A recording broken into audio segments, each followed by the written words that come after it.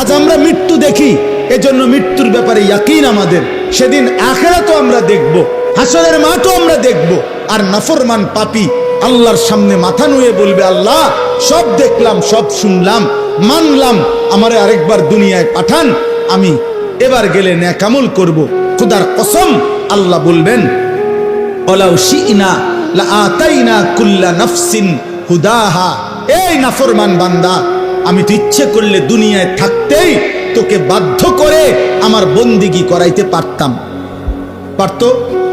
আমাদের এই সবগুলো লোককে নামাজ পড়াইতে, সেজদা দেওয়াইতে আল্লাহ সম্ভব? আল্লাহর পক্ষে? আল্লাহ পারবেন? কথা বলেন না। আমরা যারা এক ওয়াক্ত নামাজ পড়ি না, আল্লাহ আমাদের সাথে পারবে তো? আল্লাহ আমাদের উপরে শক্তি প্রয়োগ করলে আমরা সেজদা দিতে বাধ্য হব তো? কিন্তু প্রশ্ন হইল, তখন পুরস্কার দিবে কেন?